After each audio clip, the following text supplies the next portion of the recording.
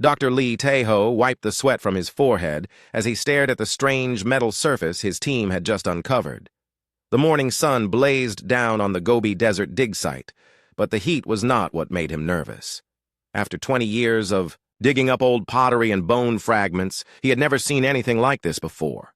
The metal gleamed with a silver-blue color that seemed to shift when he moved his head. It was buried 15 meters below the surface, yet it showed no signs of rust or damage. Park So-jin knelt beside him and ran her gloved fingers along the smooth surface. She was the team's rock expert and had studied strange minerals from all over the world. Her dark eyes were wide with confusion as she examined the metal more closely. The surface felt warm to the touch, even though they had just exposed it to sunlight for the first time in who knows how long. "This should not exist," So-jin whispered as she pulled out her testing tools. "The metal composition reads as impossible on my scanner. It contains elements that we have never seen before, mixed with normal iron and copper in ways that should not work." Taeho called over to Kim Woo-bin, who stood at the edge of the dig site talking into his radio. Woo-bin was their government contact, a serious man in his 30s who rarely smiled. The military had sent him to watch over their work because the dig site sat near a restricted zone. Taeho had always wondered why the government cared so much about old ruins in the middle of nowhere. "Woo-bin, you need to see this," Taeho called out. "We found something that changes everything." The military man jogged over and looked down into the excavation pit. His face went pale when he saw the metal surface. He immediately pulled out his phone and started making calls in rapid Korean. Taeho could only catch parts of the conversation, but he heard words like immediate and classified and send back up now. Professor Choi Min-ha climbed down into the pit with her camera and notebook. She was the team's language expert, an older woman who could read ancient scripts that most people had forgotten existed. She had joined the dig because they had found some stone tablets with unknown writing near the surface. Now she stared at the metal with the same shocked expression as everyone else. "There are markings here," Min-ha said, as she pointed to faint lines on the metal surface. "They look like writing, but not from any human language I have ever studied. The symbols seem to flow and connect in patterns that hurt my eyes to follow." So-jin's scanner began beeping rapidly as she moved it across different parts of the metal. The readings jumped between impossible numbers that made no scientific sense. She frowned and hit the device several times, thinking it was broken, but the reading stayed the same. "Taeho, this metal is giving off some kind of energy," So-jin said with worry in her voice. "It's very low level, but it seems to pulse like a heartbeat.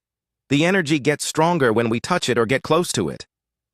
Woo-bin finished his phone calls and walked back to the group. His face was grim and he kept looking around the desert as if expecting visitors to arrive at any moment. He had been ordered to secure the site and wait for additional teams to arrive from the capital. "Nobody else touches anything until the specialists get here," Woo-bin announced. "This site is now under military protection. Dr. Lee, your team needs to document everything, but make no more contact with the metal surface." Taeho wanted to argue, but he could see that Woo-bin was following orders from people much higher up the chain of command. Instead, he focused on the mystery in front of them. The metal surface was perfectly flat and smooth, stretching beyond the edges of their current excavation. They had only uncovered a small section, but it seemed to continue in all directions, underground. As the day progressed, more government vehicles arrived at the dig site. Men in expensive suits climbed out of black cars and studied the metal surface with handheld devices that looked much more advanced than anything the archaeological team owned. Scientists in white coats set up temporary laboratories in large tents around the excavation area. Dr. Yang Yun-seo was the first specialist to arrive. She was a materials expert from the National University who had studied unknown substances found in meteorites. She took one look at the metal and immediately began making phone calls to colleagues around the world. Her equipment gave the same impossible readings that So-jin's scanner had shown. "This metal should not exist on Earth," Yang announced to the growing crowd of officials and scientists. "The atomic structure is stable, but it contains isotopes that we have never seen before. Some of these elements are not even on our periodic table." By evening, the small archaeological dig had become a major government operation. Soldiers established a perimeter around the site and turned away curious locals who had heard rumors about the discovery. Large floodlights illuminated the excavation area so work could continue through the night. Tejo sat in his tent and tried to process what they had found. He had spent his entire career studying human history and ancient civilizations. He thought he understood how people lived and what they built thousands of years ago. But this metal surface challenged everything he believed about the past. So Jin joined him with a cup of coffee and her latest readings. She looked tired but excited about the scientific puzzle they had uncovered. Her measurements showed that the metal surface extended much deeper underground than anyone had expected. "I think we need to expand the dig site," So Jin suggested. "My ground-penetrating radar shows that this metal structure continues for hundreds of meters in every direction. We might have found the edge of something much larger." Minha appeared at the tent entrance with her translation notes. She had been working all day to decode the symbols carved into the metal surface. Her findings were just as disturbing as the impossible metal composition. "The writing is not random decoration," Minha explained as she showed them her sketches. "It appears to be some kind of technical manual or instruction guide. The symbols describe concepts that we do not have words for in any human language. There are references to star paths and world seeds and the deep builders that suggest knowledge far beyond ancient human capabilities." As midnight approached, the team made a decision that would change human history forever. They would expand the excavation and try to uncover more of the mysterious structure.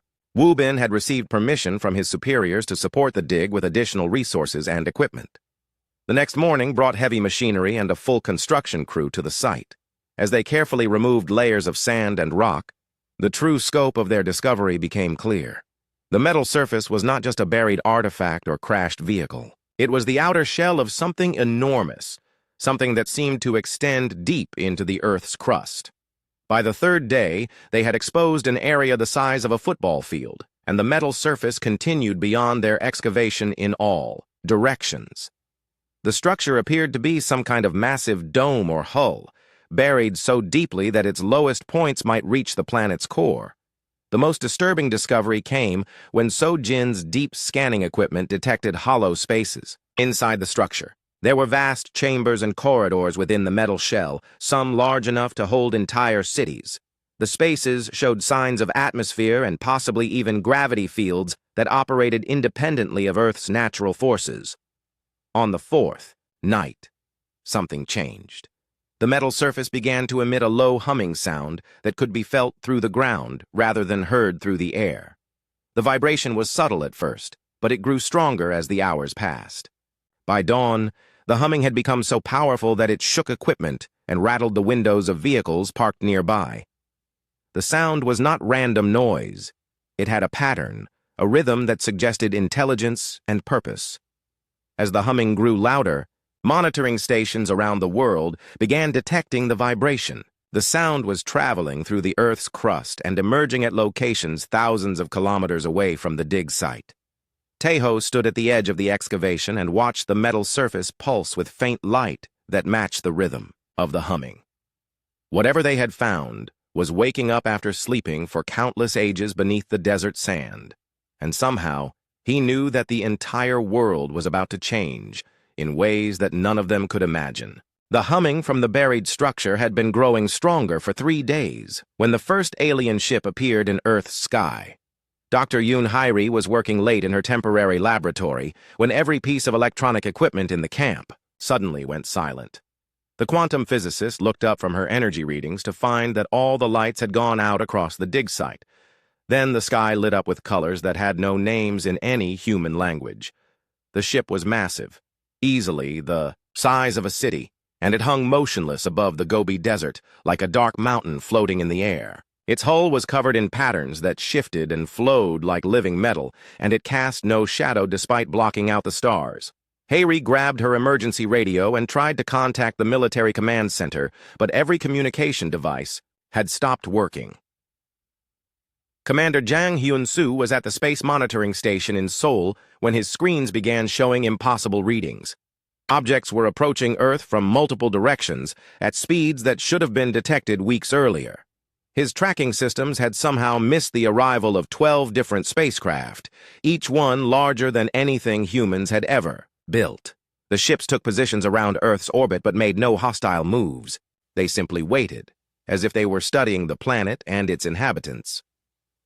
Hyun-soo immediately activated emergency protocols and began mobilizing every military asset available, but he knew that conventional weapons would be useless against technology this advanced.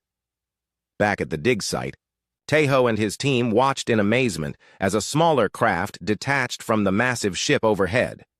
It descended slowly and landed near their excavation with no sound or visible propulsion system. The craft was beautiful in a way that made human engineering look clumsy and primitive. A section of the ship's hull simply dissolved away, and 3 figures emerged into the desert night. They were clearly not human, but they moved with purpose and intelligence that was unmistakable.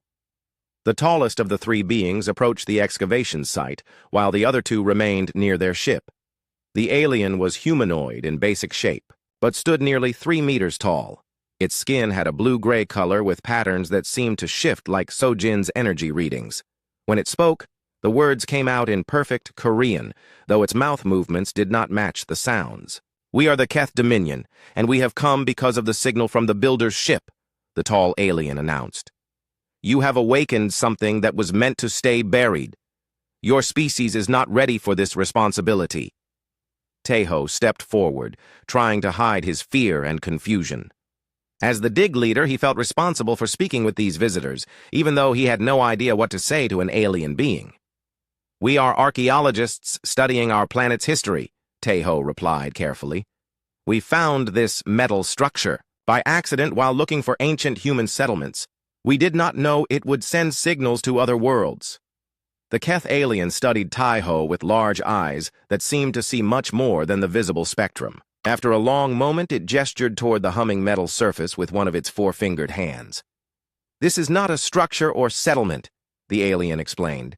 "What you have found is a world ship of the Builders, a race that vanished from the galaxy long before your species learned to make fire. These ships were hidden throughout the cosmos as a safeguard against the end times. More ships appeared in the sky over the next few hours. Each one represented a different alien civilization, and each had come to Earth because of the signal from the buried world ship. The desert around the dig site became a gathering place for beings from across the galaxy. The second group to land called themselves the Vel Confederacy. They were shorter than humans, but moved with graceful efficiency. Their ships were elegant and curved, designed for long-distance travel between star systems. Their leader, who introduced herself as Trade Master Velnara, carried what appeared to be a collection of ancient records.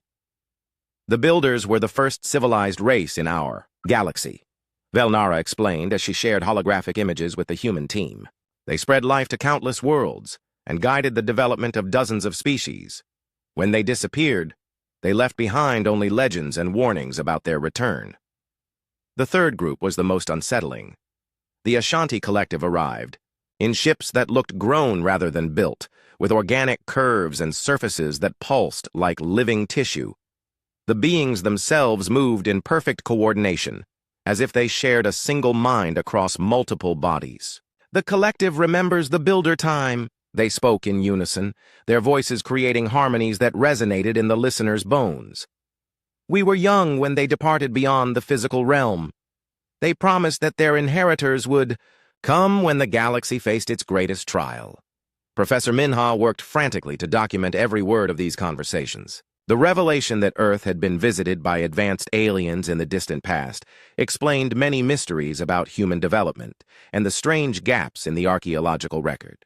Wu Bin found himself in command of a first contact situation that no military training had prepared him for. Dozens of alien ships now surrounded Earth, each one representing technologies and weapons beyond human comprehension. Yet none of them had made threatening moves toward the planet or its people.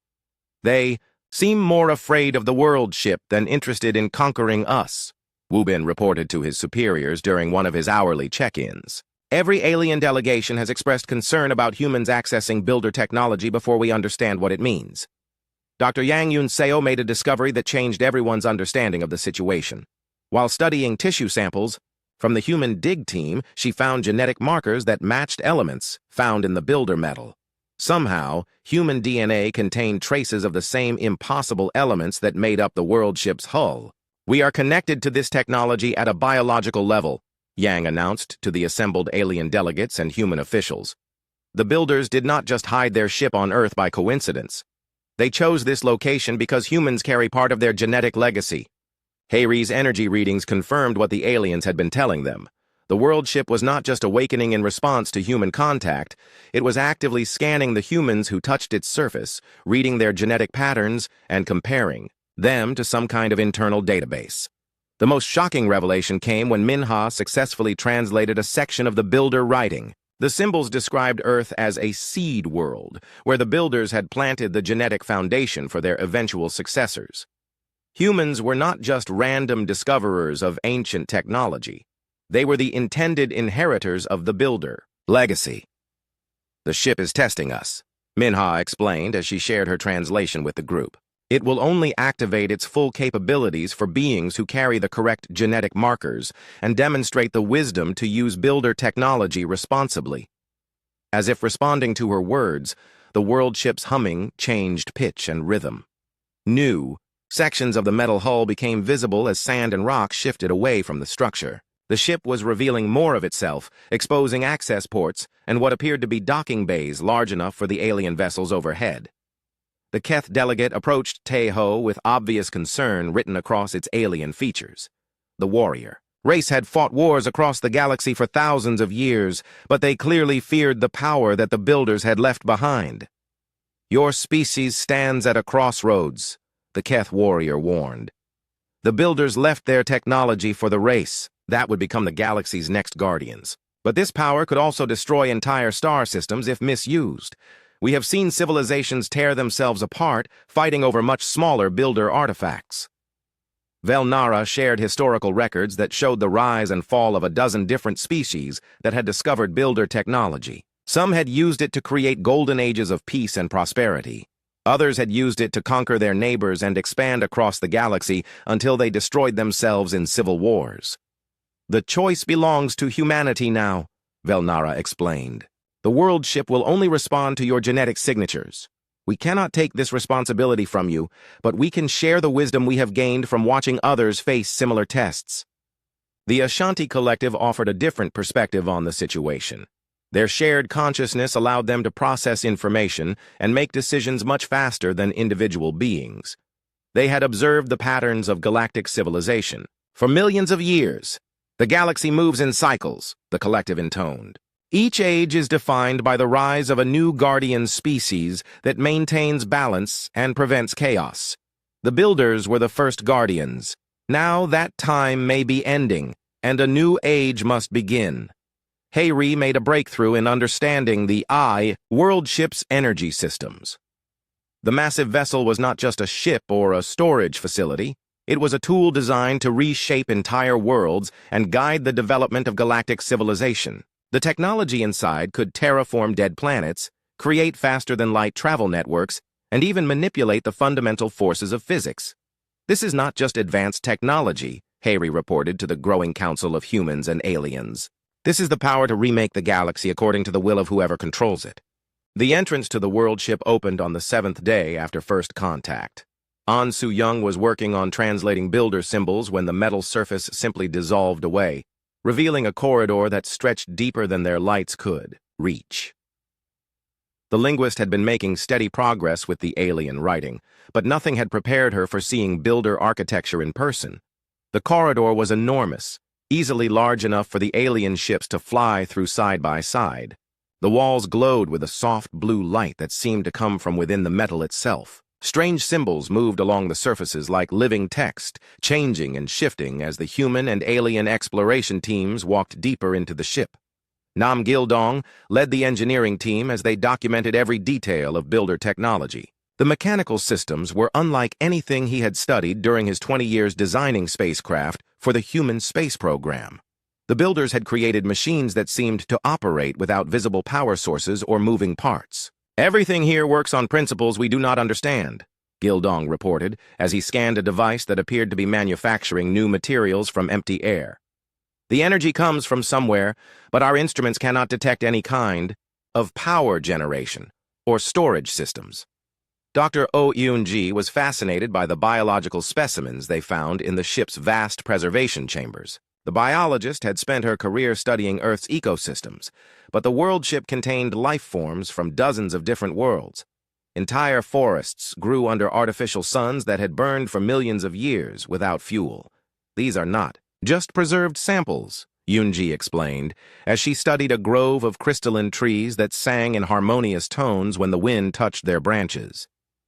The builders created living ecosystems that adapt and evolve within the ship's environment. Some of these organisms exist nowhere else in the galaxy. The alien delegates followed the human teams deeper into the world ship with obvious nervousness. Even the ancient Keth warriors seemed uncomfortable in the presence of builder technology. Their weapons and armor looked primitive compared to the elegant systems that surrounded them in the corridors. Trademaster Velnara shared records of other builder sites that had been discovered throughout galactic history. Most had been simple outposts or research stations containing only fragments of the advanced technology. None of the other species had ever found a complete world ship with its full systems intact.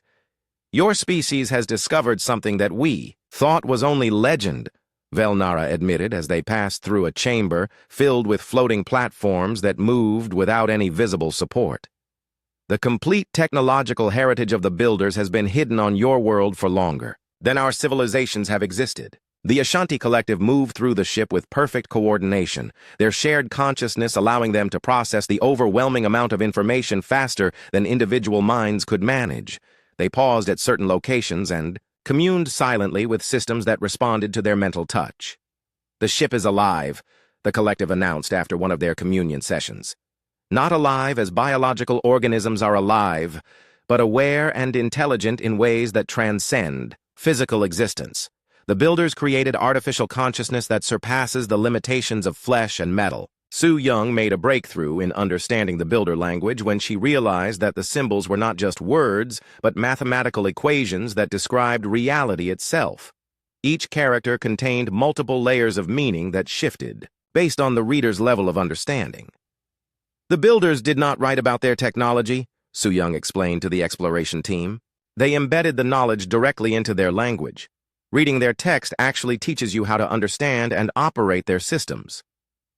As they moved deeper into the world ship, the human team began to notice changes in themselves. Their bodies adapted to the ship's environment in ways that should have been impossible. They could breathe easily despite the lack of conventional atmosphere, and they moved with increased strength and agility in the artificial gravity fields. Gil Dong discovered that his engineering knowledge was expanding as he interacted with builder systems. Machines that had seemed incomprehensible at first contact now made perfect sense to him. He could understand their function and operation as if he had designed them himself. The ship is teaching us, Gil Dong realized as he successfully activated a material fabrication system that created perfectly pure metals from surrounding matter. The builders designed their technology to educate its users rather than simply serving as tools. The central core of the world ship contained the most amazing discovery of all. A vast chamber stretched beyond the limits of their lights, filled with crystalline structures that pulsed with data streams moving faster than thought. This was the builder's library, containing the complete knowledge and history of their civilization. When Taeho touched one of the crystal formations, information flowed directly into his mind. He saw the rise of the builder civilization millions of years in the past, their expansion across the galaxy, and their eventual evolution beyond physical existence. The builders had not died or disappeared. They had transcended the need for bodies and material possessions.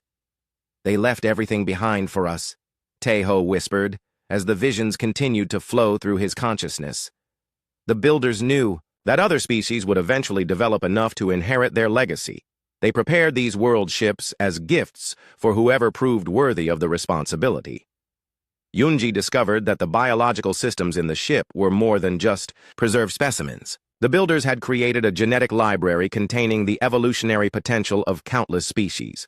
The ship could manufacture new life forms or modify existing ones to survive in any environment. This technology could restore extinct species or help life adapt to new worlds, Unji reported with awe in her voice.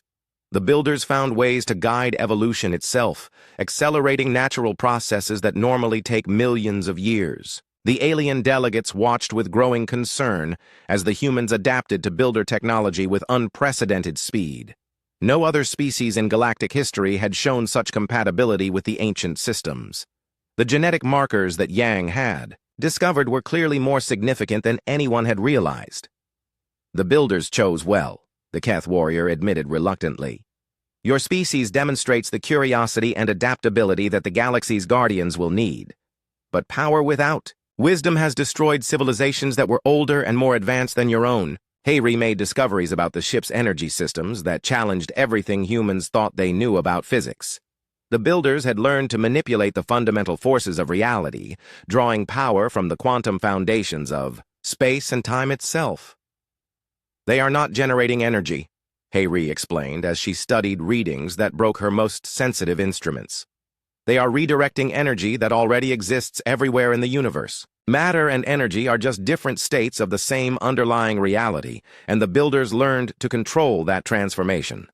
The most disturbing discovery came when Su Yung translated texts describing the builders' ultimate purpose. They had not simply vanished or evolved beyond physical existence by choice. They had been preparing for something they called the Great Silence, a cosmic event that would test the survival of all galactic civilization.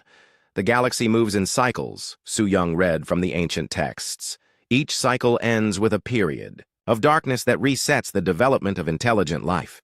The builders ascended to escape this fate, but they left their technology behind for the species that would face the next cycle. As the exploration teams delved deeper into the world ship's systems, they began to understand the true scope of builder technology.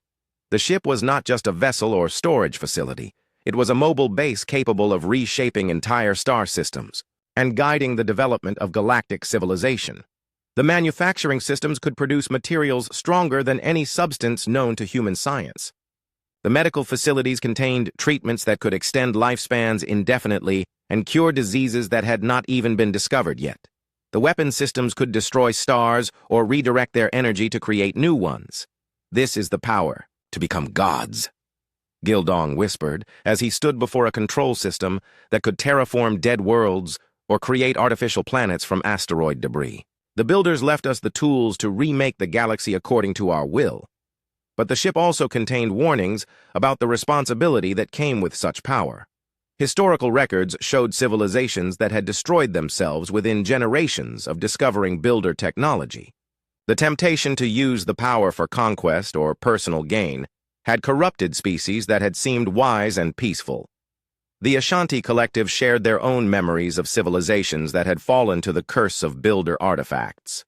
Their long, racial memory contained painful lessons about the price of uncontrolled power and the importance of unity in the face of cosmic challenges. The Great Silence approaches, the collective intoned as they communed with the ship's central consciousness. The builder's instruments detect the signs that herald the end of this galactic cycle. Your species has little time to master there. The builder consciousness spoke to them through crystalline interfaces that appeared throughout the world ship on the 15th day after the discovery. President Kang Ji-won had arrived from Seoul to witness humanity's first direct communication, with an intelligence that had existed for millions of years. The voice that emerged from the crystals was neither male nor female, but somehow conveyed wisdom accumulated across countless ages. The time of testing has begun, the builder consciousness announced, as its words echoed through every chamber of the massive ship. Your species has shown compatibility with our technology, but compatibility alone does not guarantee worthiness. The galaxy faces its final cycle, and only those who pass our trials may guide it through the darkness ahead. Admiral Song Yeon-ho stood beside the president as military advisors shared urgent reports about changes detected across the galaxy. Space observatories had recorded disturbing phenomena at the edge of known space. Entire star systems were going dark, their light disappearing as if something was consuming the universe itself from the outside. The Great Silence has already begun, Song reported grimly. Our long-range sensors show that stellar formations are disappearing at an accelerating rate. Whatever this cosmic event is, it moves faster than we calculated. We may have years instead of millennia to prepare. Dr. Shin Hyo-jin had joined the team as humanity's representative for ethical and philosophical questions. The philosopher had studied human moral development for decades, but she faced concepts that challenged every framework for understanding right and wrong. The Builder trials would test not just human capability, but human character. What exactly are these trials? Hyojin asked the Builder consciousness. What must our species prove to earn the right to inherit your technology? The crystalline interface pulsed with patterns of light that somehow conveyed emotions beyond human experience. When the consciousness spoke again, its voice carried the weight of civilizations that had failed the same tests in ages past. The trials measure 3 essential qualities, the Builder explained. Wisdom to use power without destroying yourselves, courage to face challenges that threaten all life, and unity to work together despite your differences. Many species have possessed 1 or 2 of these qualities, but the Guardian race must demonstrate all 3. The first trial began immediately. Throughout the world, ship systems activated that presented the human team with scenarios requiring impossible choices. Tejo found himself in a simulation where he had to decide whether to save Earth or preserve a dozen other worlds. There was no solution that saved everyone, so Jin faced a trial that tested her scientific integrity. She was given access to technology that could solve every problem facing human civilization, but using it would require conducting experiments on unwilling subjects from other species. The knowledge was within reach, but the price demanded moral compromises that violated everything she believed. Gildong confronted a scenario where Builder technology could make humanity the dominant force in the galaxy, but only by conquering and enslaving the alien civilizations that had come to Earth in friendship. The weapons and tools were available, and victory would be easy, but the cost would be the trust of every other intelligent species. These are not tests with correct answers, Hyojin realized as she watched her colleagues struggle with their impossible scenarios. The Builder consciousness is measuring how we approach moral dilemmas when there are no perfect solutions. Our character matters more than our choices. The alien delegates observed the human trials with fascination and growing respect. The Keth warriors had expected humans to choose power over principle, as so many species had done before. Instead, they watched human after human reject easy solutions that would benefit their own species at the expense of others. Trademaster Velnara recorded every detail of the human responses for her Confederation's historical archives. In thousands of years of galactic trade and diplomacy, she had never seen a species demonstrate such consistent willingness to sacrifice personal advantage for the greater good. Your people continue to surprise us, Velnara told Kang during a break between trials. Most species that discover Builder technology immediately begin planning how to use it against their enemies. Your teams keep looking for ways to share the benefits with everyone. The Ashanti Collective processed the trial data through their shared consciousness and reached conclusions that disturbed their usual certainty. Their racial memory contained the experiences of dozens of species that had faced similar tests, but none had shown the pattern of responses they observed from humanity. Your species thinks differently than others we have known, the collective reported.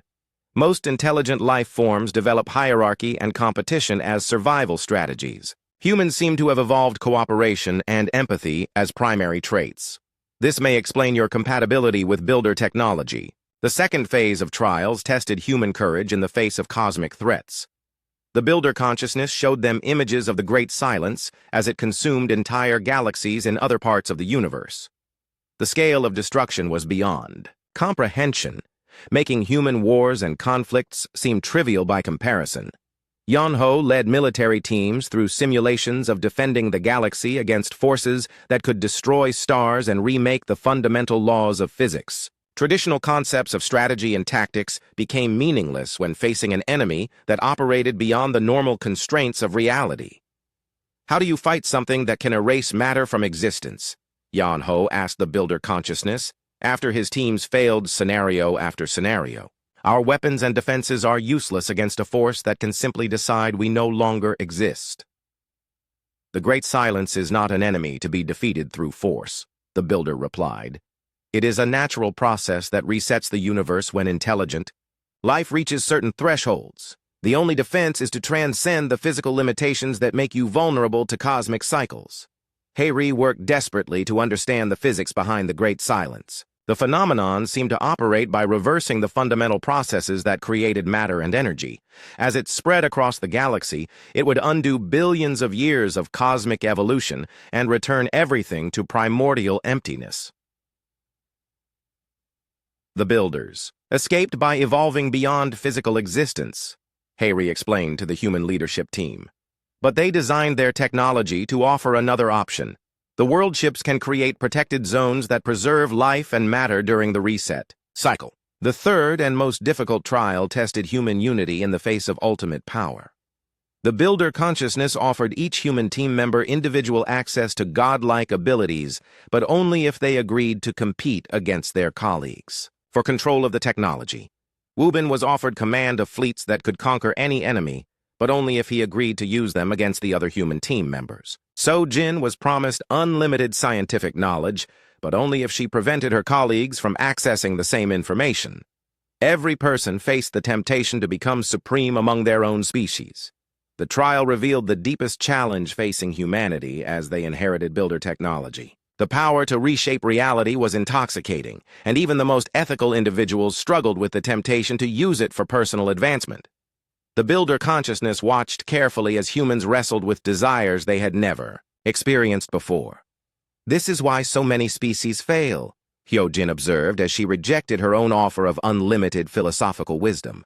The technology doesn't just give you power over the universe, it amplifies every ambition and desire until they become impossible to resist. Some humans did fail the Unity trial. Several military advisors and government officials succumbed to the temptation of personal power and had to be removed from the world ship when they began plotting against their colleagues. The Builder consciousness noted these failures without judgment, but the pattern concerned the alien observers. Your species shows promise, but also dangerous instabilities, the Keth delegate warned during an emergency council session. The individuals who failed your trials could become threats to galactic peace if they gain access to Builder technology through other means. The alien civilizations faced their own version of the trials as the Builder consciousness tested their readiness to accept human leadership in the coming crisis. Many species struggled with the concept of following a young race that had only recently discovered space travel. The Keth warriors found it particularly difficult to accept human authority after millennia of viewing themselves as the galaxy's premier military force. Their pride and warrior culture conflicted with the Builder requirement for unity under human guidance. Why must we follow a species that has not even left their home star system? The Keth delegate demanded. Our fleets have protected this galaxy for thousands of years while humans were still using primitive tools. Because they carry the genetic keys to our technology, the Builder consciousness replied with infinite patience. And because they demonstrate the qualities needed to guide galactic civilization through the trials ahead. Strength without wisdom led to the downfall of previous guardian species. The Vel Confederacy adapted more easily to the prospect of human leadership. The Great Silence reached the outer edge of the galaxy 3 months earlier than predicted. Taeho stood in the world ship's command center watching as entire star clusters winked out of existence on the long-range displays. The cosmic phenomenon was accelerating as it consumed more matter and energy, feeding on the very foundations of reality itself. We have 18 months before it reaches the core systems, Hayree reported as she analyzed the latest sensor data. But the rate of expansion is increasing.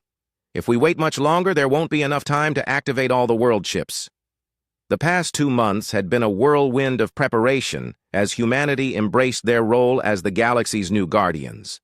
Taeho had coordinated archaeological expeditions to locate the other hidden world ships, while So-Jin worked with teams of scientists from dozens of species to understand the activation procedures. The Builder consciousness had revealed the locations of 47 additional world ships buried on planets throughout the galaxy. Each one required a human genetic signature to activate, but the coordination effort needed representatives from every major civilization to succeed. Wubin managed the massive logistics operation that transported human volunteers to distant star systems. The military had adapted Builder technology to create ships that could cross the galaxy in days rather than years. But even with faster-than-light travel, reaching every world ship location was a monumental challenge. We have teams en route to 38 locations, Wubin reported during the morning briefing. But 9 of the world ships are in systems that have already been consumed by the Great Silence. We'll have to find alternative ways to create the protective barriers in those regions. The plan that humanity had developed was breathtakingly ambitious. Instead of trying to fight or flee from the Great Silence, they would create a galaxy-wide network of protective fields that could preserve matter and energy during the cosmic reset. The world ships would serve as anchor points for a barrier that encompassed billions of star systems. HFY had discovered that the protective fields worked by creating bubbles of stable space-time that existed independently of the normal universe. During the Great Silence, these bubbles would maintain the physical laws and constants that allowed matter to exist, while the rest of reality returned to primordial emptiness. It's like creating lifeboats on a sinking ship, HFY explained to the assembled alien delegates. The barriers won't stop the Great Silence, but they will preserve everything inside them until the cosmic cycle resets and normal space-time returns. The technical challenges were enormous, but the political difficulties proved even more complex. Many species struggled with the concept of trusting their survival to human judgment and builder technology that they barely understood. The Keth Dominion had split into 2 factions. The traditionalists wanted to fight the Great Silence using conventional weapons, while the progressives accepted that cooperation with humanity offered their only chance of survival. The civil war among the warriors threatened to disrupt the entire coordination effort. "Honor demands that we face this enemy with weapons in our hands," declared war leader Keth Moran, speaking for the traditionalist faction. "We will not hide behind alien technology while the universe burns around us." But war leader Keth Sila represented those who had come to respect human judgment during the trials. "Honor also demands that we protect our people and preserve our civilization. The humans offer us survival where our weapons offer only glorious death." Trademaster Vel Nara worked to mediate between the factions while managing her own confederation's concerns about the massive resource commitments required for the barrier project, the economic costs of coordinating 48 simultaneous world ship activations were straining even the galaxy's most prosperous civilizations. "My people are merchants and traders," Vel Nara explained during one particularly difficult negotiation. "We understand the value of long-term investments, but this project requires us to commit resources that won't show returns for millions of years." The Ashanti Collective provided crucial support through their ability to coordinate complex operations across vast distances. Their shared consciousness allowed them to manage the timing requirements that would synchronize all 48 world ships for simultaneous activation. "The timing window is extremely narrow," the collective reported. "All barriers must activate within a 17-minute period, or the protective fields will not link properly. Any delay could create gaps that allow the Great Silence to penetrate the network." Gildong led teams of engineers as they adapted builder manufacturing systems to produce the specialized equipment needed for each world ship location. Every site required custom modifications based on local conditions and the specific alien species that would operate the facilities. "We're essentially building 48 different versions of the same system," Gildong explained as he reviewed progress reports from engineering teams across the galaxy. Each world ship has unique characteristics that require specialized interface protocols. The most difficult challenge came from species that had been enemies for centuries, but now had to work together to survive. Ancient grudges and territorial disputes threatened to undermine the cooperation necessary for galactic survival. Tejo found himself serving as mediator in conflicts that had raged for longer than human civilization had existed.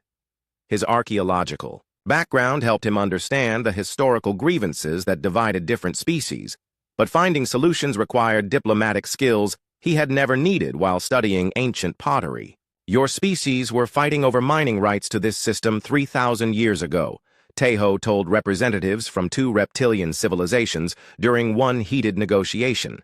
"But in 18 months there won't be a system to fight over, unless we work together to preserve it." President Kang had relocated to the world ship to personally oversee humanity's coordination efforts. The weight of galactic leadership had aged her visibly in just a few months, but she maintained the calm determination that had helped her navigate the political crisis of first contact. "We never asked for this responsibility," Kang reminded her advisors during a private planning session. "But the universe doesn't care what we wanted.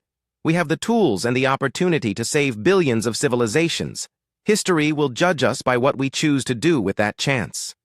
As the activation date approached, unexpected problems emerged at several world-ship sites. Some of the ancient vessels had suffered damage during their millions of years underground, while others were located in regions where local spacetime had been distorted by natural phenomena. Sojin worked frantically with builder technology to repair systems that used principles beyond current scientific understanding. Each world-ship failure reduced the coverage area of the protective network and left entire sectors vulnerable to the approaching darkness. We've lost 3 sites to system failures and 2 more to early arrival of the Great Silence, Sojin reported, during an emergency council session. The protective network will have gaps that could affect thousands of star systems. The solution came from an unexpected source. Minha discovered builder texts describing emergency protocols for exactly this situation. The remaining world ships could extend their protective fields by linking with naturally occurring phenomena that the builders had identified throughout the galaxy. Black holes, neutron stars, and certain types of quasars can serve as auxiliary anchor points, Minha explained as she shared her translation with the engineering teams. The builders designed their network to adapt to changing galactic conditions over millions of years. The final month before activation was a desperate race against time as teams worked to implement the emergency protocols. Hey-Ri led scientific expeditions to dangerous cosmic phenomena using builder technology to convert natural forces into components of the protective network. We're literally rewiring the galaxy's gravitational structure, Hey-Ri reported as her team successfully linked a world ship to a massive black hole at the galaxy's center. The builder technology can turn any source of massive energy into part of the barrier system. The emotional cost of the project became clear as the activation date approached. Several humans who had spent months interfacing directly with builder systems began to show signs of the same transcendence that had claimed the original builders. They were evolving beyond physical existence. Sojin was among those most affected by the transformation. Her consciousness had become so integrated with builder technology that she could perceive reality at quantum levels impossible for normal human minds. She struggled to maintain connection with her physical body as her awareness expanded. "I can see the pattern now," Sojin whispered during one of her lucid moments. "The Great Silence isn't destruction. It's transformation. The universe resets itself periodically to allow for new forms of existence that couldn't develop in the old framework." Taeho spent his final days with Sojin, helping her prepare for a transformation that would take her beyond human experience. The woman who had been his research partner and closest friend was becoming something unprecedented in galactic history. The builders evolved individually over millions of years, Sojin explained as her physical form began to shimmer with energies that normal humans couldn't perceive.